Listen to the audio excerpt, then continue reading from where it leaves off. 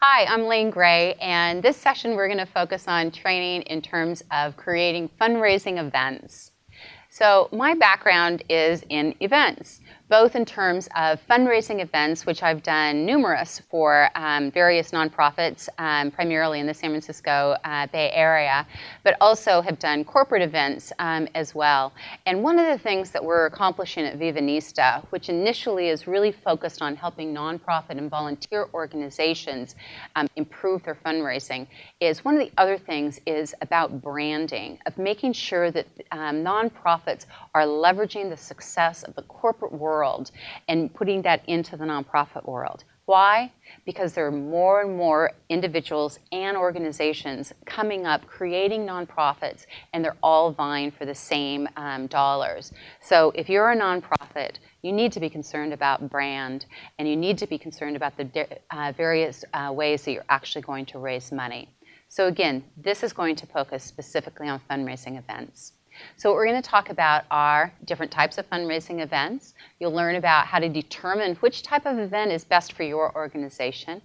We'll also look at event revenue streams. We'll talk about how to maximize each of those revenue streams and how to set realistic, quantifiable goals that will give you a good path to success in developing a new or renovated fundraising event. So the agenda is fundraising event goals, how to create a new event considerations, and then those revenue streams. So in terms of fundraising event goals, there's really 6 components. First and foremost is raising money for the nonprofit organization, most definitely. But there are a host of others. Second, as you're going around the wheel on a clockwise basis, is to generate a memorable event, making sure that your attendees have a great time and remember who the organization is that is benefiting from that event is really important. 3 is to create an annuity. It's much more expensive to do a first-time event because the learning cycle goes down and the second, third, fourth year becomes much, much more cost-effective. So to create an annuity year after year is a better way than having to reinvent that wheel every year. Next is to promote the organization, really making sure that you're communicating why people want to be associated, how to turn attendees into long-term donors. Also, you want to attract volunteers. Fundraising events is one of the best ways to attract volunteers to the organization, primarily within a volunteer group associated with the nonprofit. And lastly, a fundraising event is a wonderful way to build a community of donors, volunteers, and members of your organization. In terms of new events, there's really 2 types of categories of events. One are high-value events, and the other is broad appeal event. These are terms that we coined. In high-value events, you've got events like a gala, an auction, a fashion show, an awards dinner. And then in broad appeal, you have a shopping event, home tour, a thon, a walk, run, bike-a-thon, or maybe a family festival, like a holiday shopping festival. The difference between the 2 is in a high-value event, your audience is really prone to your organization, and your ticket price can actually be substantially higher. You also have a lot more knowledge about, in advance of a high-value event, as to who's actually going to attend. And that's because most tickets, if not all tickets, are purchased in advance. On the other hand, a broad appeal event goes out to a much broader audience. It's all citizens. So if you have a shopping event and you have various boutiques within your shopping event, then a lot of different people are going to want to go to the event. Not so much because of who the organization is as the beneficiary, but because they actually want to go shopping. So it's a much broader audience. The ticket price, though, on those types of events is usually lower because pricing obviously presents a barrier to entry. And we'll be talking about pricing in a moment. So those are the 2 types of events. And you just have to determine with your nonprofit or volunteer organization which actually works better for what you're trying to accomplish and what speaks to what the organization is ultimately doing. In terms of considering a particular type of event, there's a host of considerations, 6 here. One is, what is your volunteer base? Because the volunteers actually could and should do most of the event production, you need to have a real volunteer base. But as I said previously, putting on fundraising events is a great catalyst for drawing new volunteers to the organization. Second is in terms of staff support.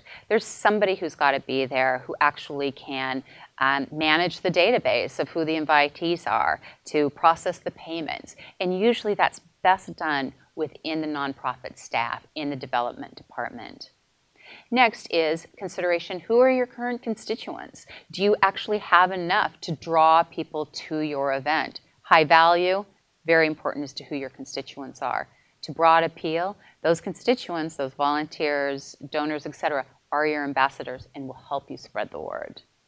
Next is considering what your charitable goals are. What are you really trying to achieve in terms of fundraising?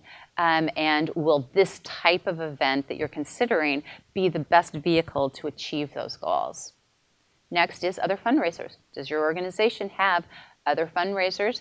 And will this actually start to erode the success of the other fundraisers if you're considering taking on a new one? And then lastly is, what is the competitive landscape? Meaning, are there other, say you, for example, you decide to do a fashion show. Are there other organizations who do fashion shows? Are you going to be competing? Are you going to be trying to take those attendees away from another event because people only have so much donation money to go around? So how are you going to fit in the overall landscape in terms of producing an actual charitable event? One of the best ways to initially look at that is to go onto the various calendars. For example, Vivanista has a social calendar for various cities, but there's probably a host of other calendars within your local area. And to look at seeing what kind of events are being held now, both in terms of the type of event and in terms of the time of event. In terms of the overall revenue stream, there's 2 different categories. One is, you see on the upper right section, is the pre-event fundraising in terms of revenue, and then you see on-site fundraising. And we're going to go through each one of these specifically.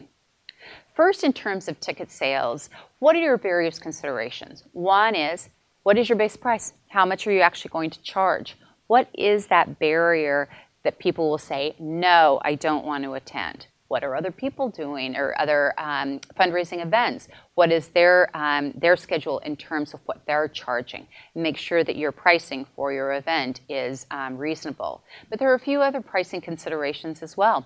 You can provide an early bird price. Why? Because you want to get a really good sense of who actually is coming to your event. And by doing an early bird, that discount, which would be a discount off your base price, that discounted price may attract a lot of people. Gives you a really good sense of a minimum number of people who will attend your event. Another pricing consideration is, should you have a young professional price? For example, many events who want to draw young professionals, those individuals in their 20s, actually you can have a lesser price because you want to build that community. And the younger you go in terms of constituents, the longer they're actually going to promote and be part of your organization.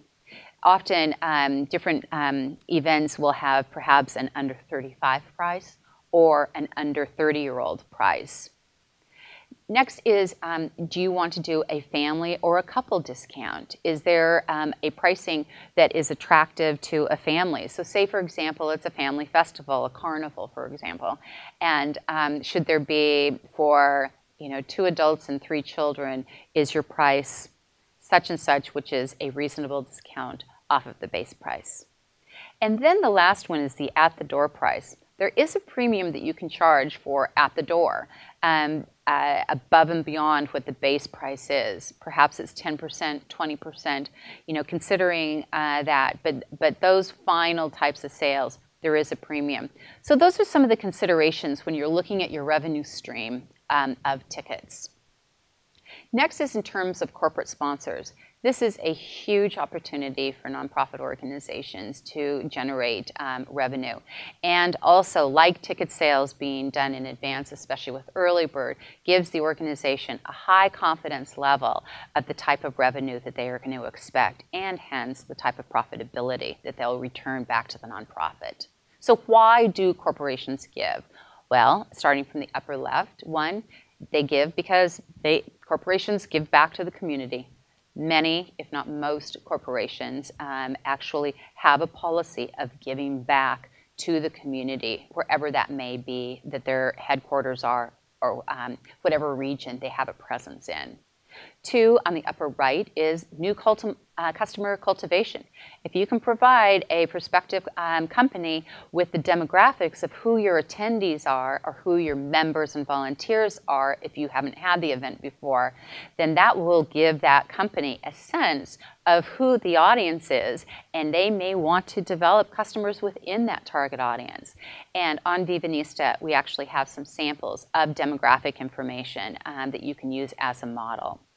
Third, in the lower right, is client entertainment.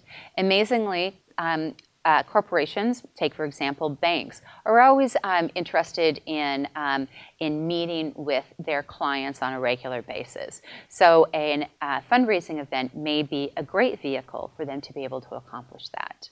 And then lastly is employee engagement.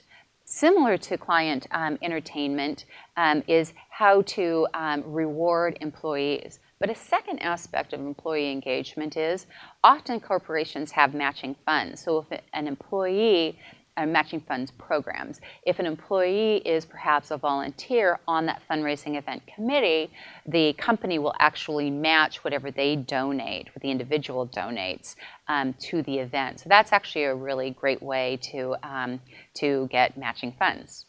Next, we're going to talk about corporate sponsors and what those steps are to actually developing corporate sponsors.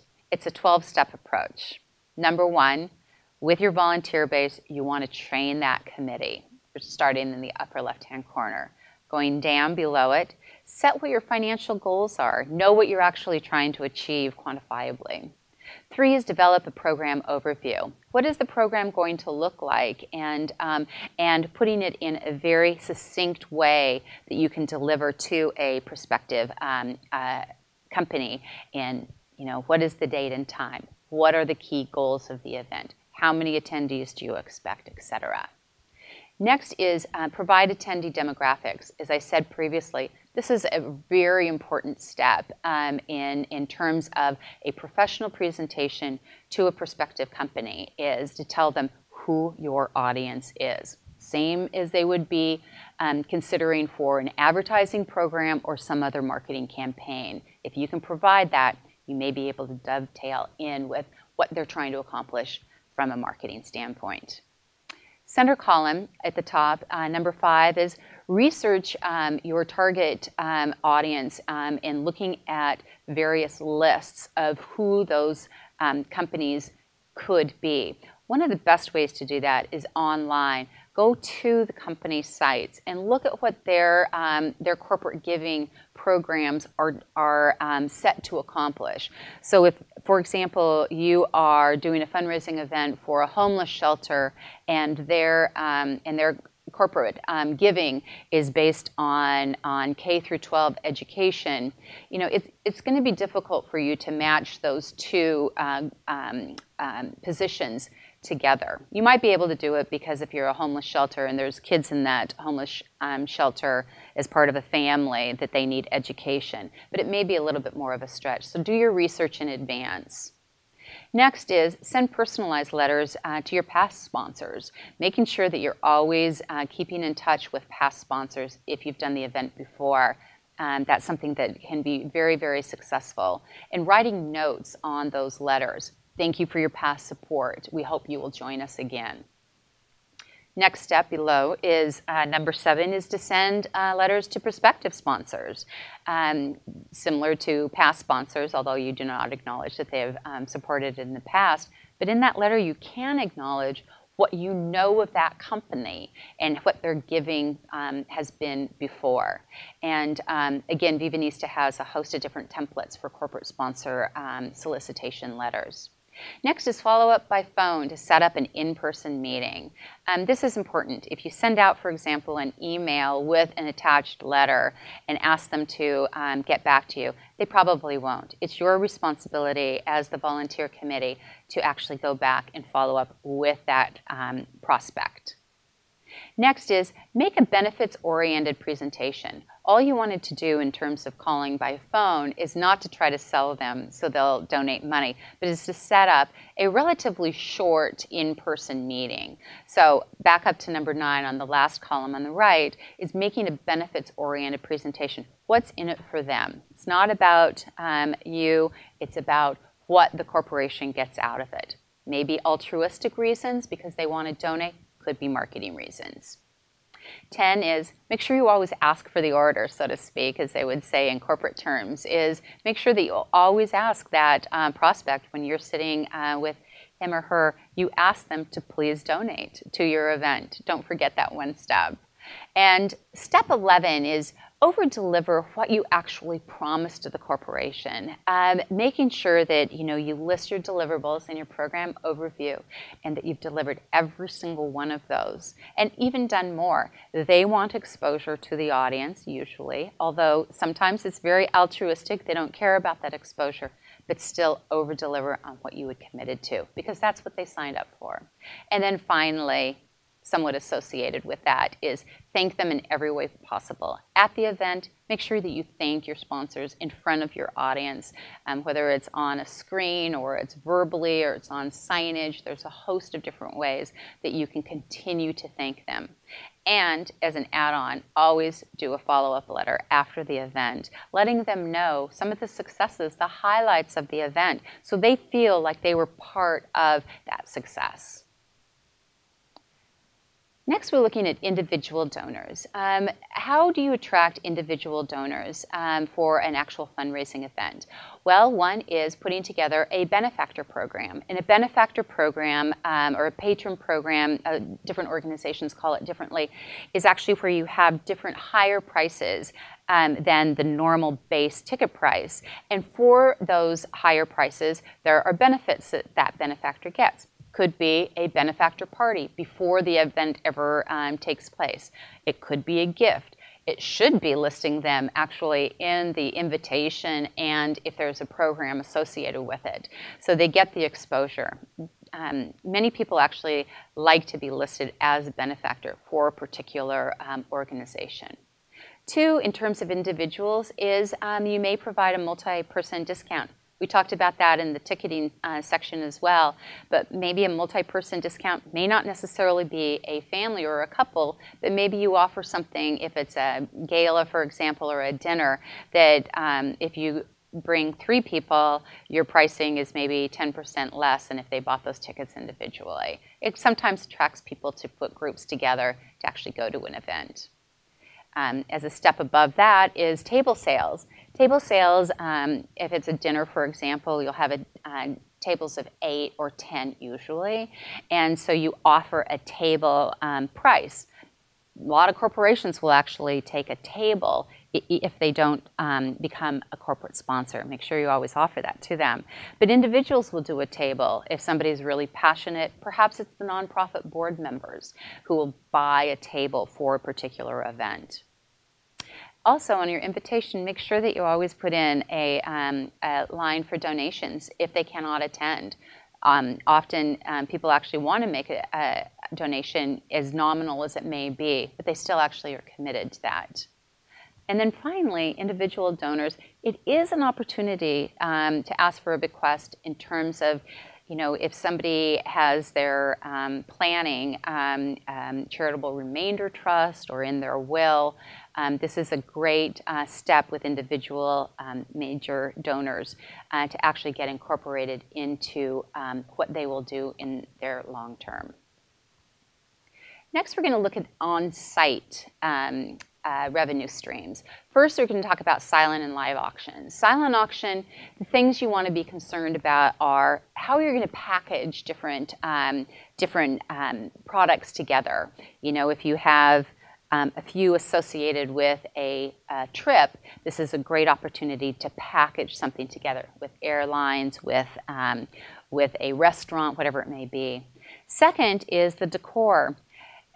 It's really nice to walk into a silent auction room and feel like it's an event. It's an experience. That decor could be in terms of actual, you know, wall decoration, could be signage on different tables. You may want to categorize your silent auction packages, group them into like items, maybe wines, could be travel, could be beauty, whatever it may be, but to create an experience. And then another concern is how you're going to price. We don't recommend you pricing silent auction items at more than 25, maybe 1/3 of the retail value. Pricing them too high, like at 50% of the retail, sometimes really turns people off, because a lot of times people are bidding on silent auction items because they want to get a deal. And so what you really want to do is create that frenzy, not have a barrier as to why people wouldn't participate in the silent auction. On the other hand, there's the live auction, and some of the considerations for the live auction are, one is an auctioneer. You want to make sure that you have the best auctioneer possible for your particular type of audience.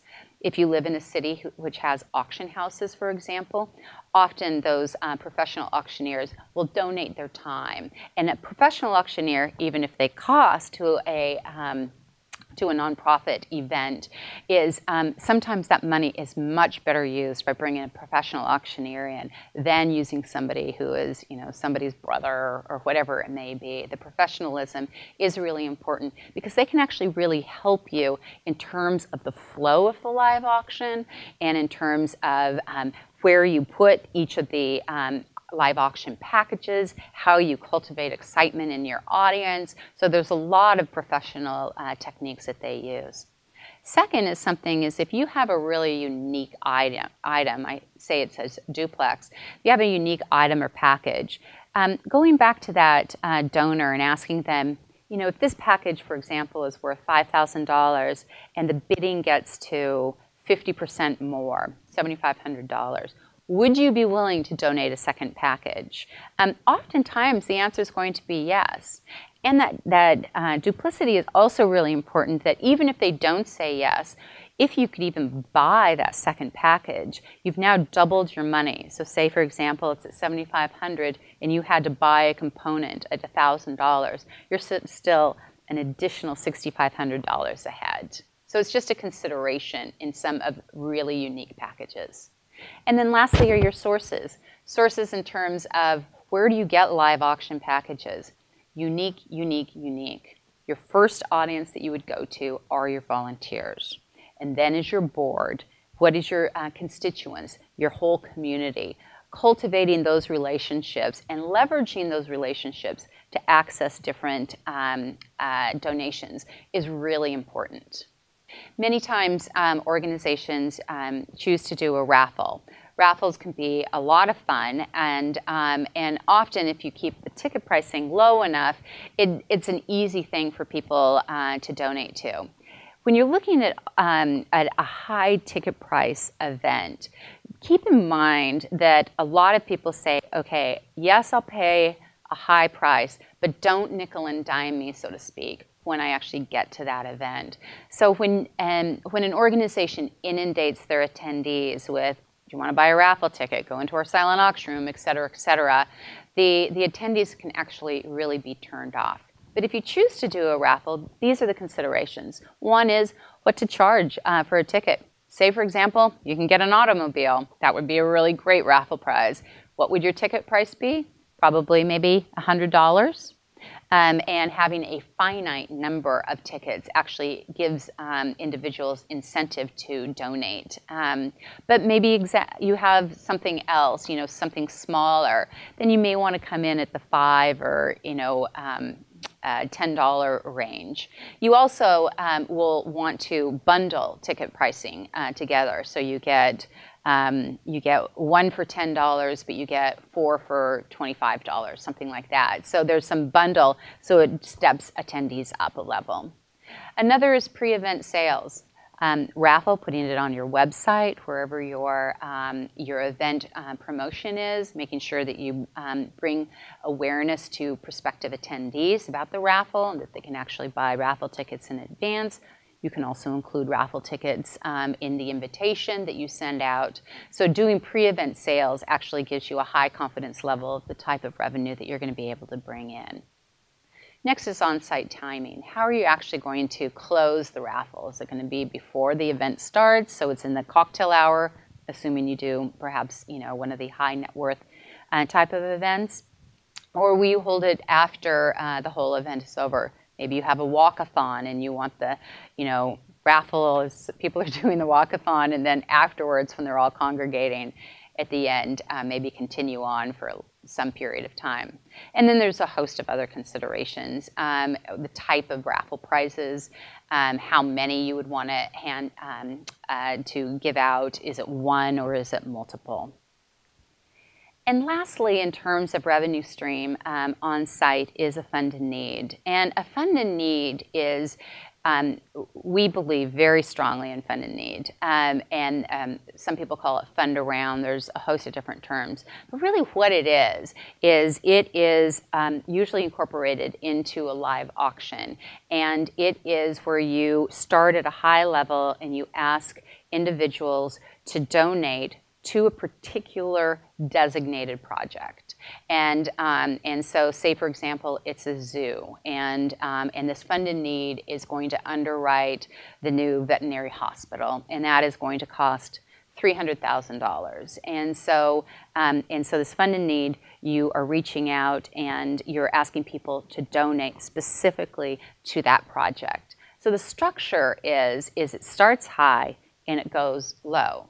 So say, for example, in talking about the levels, the next step is you start at $10,000, depending on who your audience is, what city you're in. There's a lot of considerations for where you started.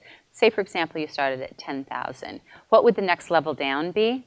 So once the auctioneer offers $10,000 levels, perhaps the next one is $5,000. More people may raise their paddles. Then $2,500, then $1,000, then $500. Usually, there's money left on the table if the auctioneer stops at $1,000 or $500, because there are a lot of people there who may actually donate $100. And so being able to capture all those levels. But the thing that's important here is making sure that whatever level you start at, that you know you're going to get someone to donate at that level, because it can feel very depressing if you start at $10,000 and no one raises their paddle. And then you go to $5,000 and, if nobody does it, you just imploded the whole fund in need. So having your committee members cultivate individuals who are willing to donate at your highest level is a really great way to ensure that you're launching that fund in need with a lot of excitement. Next is the supporting video. Usually it's really beneficial if when that fund in need starts, you launch it with a video that communicates visually to the audience where their dollars would be going. A lot of times this can be a very emotional, a wonderful way actually to communicate with the donors, not only where their money is going, but just to reinforce what the nonprofit is doing and what their the ultimate beneficiaries are. And lastly, a consideration for your fund in need is where you actually place it in the live auction. We talked previously about auctioneers and how important it is to get a professional auctioneer or a professional who's donated their time, whichever, and they'll help you put the fund in need into the right place. Often it's not necessarily good if it's at the end, and surely isn't at the beginning. There's a lot of excitement in terms of auctions and getting people to launch into that first package that's super exciting. Maybe you have 8 items in your live auction. You may want to put your fund in need at position 5 or 6, so it's incorporated into the overall flow. So Vivanista we talked about initially, we actually provide best practices and sharing of those best practices from various organizations around the country. We actually also have templates and what we call fundraisers in a box that organizations can download that are have a host of different aspects to them, which could really be beneficial to launching a new event without having to reinvent that proverbial wheel. A few are Bags, Baubles, and Bubbly. We call it B3, and that is a fashion show of volunteers who will showcase jewelry and handbags, and then those items are sold, and so there's various revenue streams there. Viva Star Dance has been a successful implementation of Dancing with the Stars, where local celebrities actually will match up with volunteers or professional dancers to have a one-night event. In various implementations, a lot of that voting can happen in advance, and prospective attendees can actually pay for a vote. So there's a lot of revenue generation before the event starts. Holiday Market, Vivanista Holiday Festival is modeled after holiday boutiques. It's one of the most successful returns on investment of any type of event holiday markets are, and there's a host of different organizations across the country who do those. And then Viva Hot Trot is actually an event where volunteers, community leaders donate gowns, dresses, usually women, and those are then resold. So those are some actually pre-packaged types of fundraisers that can give nonprofits an opportunity to get up and running, and those are all on the Vivanista site. So in summary, there's various considerations in developing a really great and successful fundraising event. One is making sure you set goals. One goal, obviously, is to raise money. 2 is to engage volunteers. And 3 is to build a community so you have long-term constituents who will continue to support the organization. 2 is to create an event that actually works for your constituents. Really know who your audience is and what kind of event actually works best for them. Is it a broad appeal event, or is it a high value event? Next is construct viable revenue streams. We talked about 6, 3 pre-event, ticket sales, benefactors, and individual donors. And then we talked about 3 on-site. Silent and live auction, raffle, and fund in need. So understanding what your various revenue streams are is important, and how you actually want to balance those, because you do want to have multiple revenue streams, obviously, because that will mitigate your risk. And partner with experts. Vivanista has a host of different opportunities to partner on particular events, like the fundraisers in a box, and also consulting on particular events where Vivanista can actually do that event for a particular nonprofit, which actually is really good because you can see profitability much faster than if you were to try to create it on your own. So thank you so much for your time, and we appreciate it, and good luck on your next fundraising event.